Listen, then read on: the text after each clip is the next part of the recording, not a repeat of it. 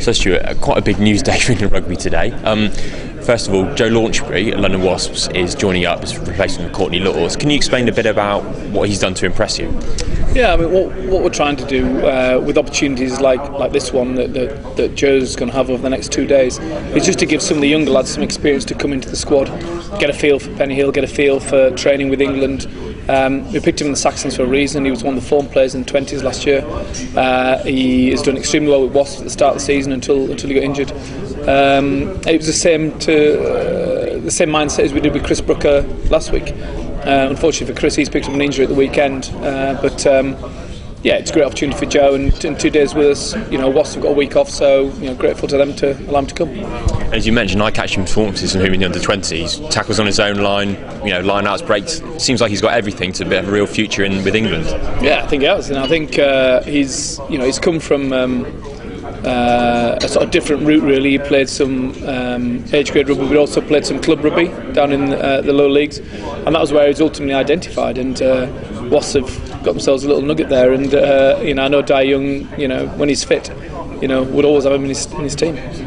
And also Joe Simpson, unfortunately, dislocated his shoulder at the weekend. I understand you've called up Karl Dickson again as his replacement. So 2 Dicksons in the squad again. What's that going to be like? Competitive, without a doubt. They're both competitive animals, and Karl was on holiday in Jamaica, to be honest, when I called him. So they had a week off, and anyway, we're getting him back. So he's going to hopefully back in for training tomorrow. And then, Joe's really unfortunate with his shoulder. He's going to be out for a while now. But I spoke to him the other day. He's very positive about his recovery, and a great opportunity for Karl. And third piece of news surrounding players, Ben Morgan, obviously joining Gloucester today, announced at 1 o'clock. It must be very pleased with that gets him back in the English system at a club well for playing their attacking rugby. Yeah, and I think Ben's played tribute to Scarlets, and rightly so. Scarlett's done a great job in developing him. I spoke to Nigel Davis over the weekend, and it's disappointing to see him go. He recognises that Ben wants to play for England, and certainly by coming back to an English club, it certainly helps us from a rugby point of view. Gloucester, a great club. He's from the area. It's a great fit for everyone, I think. So hopefully everyone wins, and Ben, kicks on from where he is now. And finally, some disappointing news with Danny Kerr being cautioned for drunken disorderly behaviour in Leeds at the weekend. Danny's someone you know well from your time at Leeds. What was your reaction? And as England coach now, what's your role when he's not with England? Yeah, I think my initial reaction was obviously disappointment. I think he's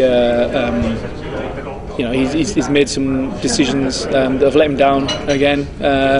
So it is disappointing. I've spoken to him briefly on the phone. Fully support Connor and Harlequins in their action.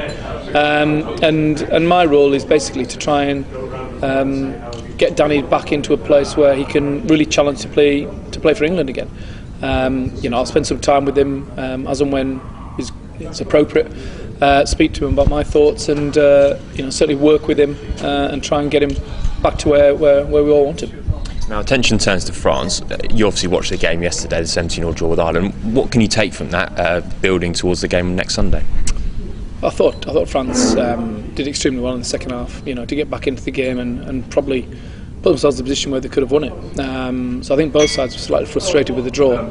It was a hugely physical game, and big test match intensity. Very experienced sides on both sides, and we're going to a stadium in France where they've never been beaten for the last 10 games now in the Six Nations. So it's going to be a huge challenge, physical challenge. But we've had a good break over the last 4 days, been some good Premiership action, and the boys are back in tonight and ready to go. Presumably your toughest challenge so far in the Stade de France?